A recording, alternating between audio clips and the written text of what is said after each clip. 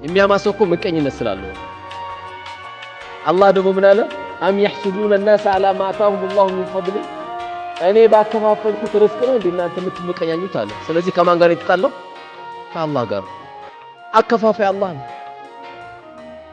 አንተ የተሰጠ ድርሻ ካለ ለሚገባው አካል ማከፋፈል ነው ካንተ የሚጠበቅ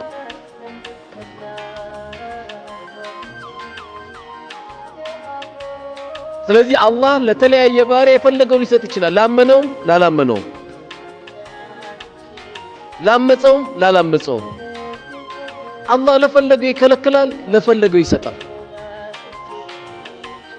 ዱንያ እንደሆነች 950 ዓመት እድሜ ኖረው የሚሄዱ የኑ ህዝቦች አልፈውበታል ያው 60 እና 70 ዓመት ደግሞ ተብሎ የተነገረው ይሄ ኡማ ነው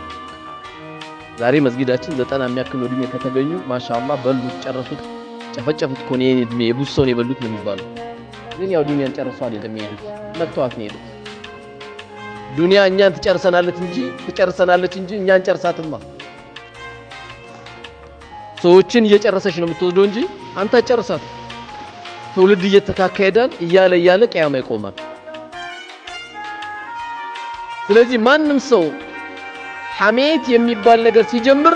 መጀመሪያም በሽተኛ ነው ያሰውየ ሐሜት ሲጀምር ምንድነው በዛ ወንድሙ ወይም በዛ እህቱ ወይም በዛ ቤተሰብ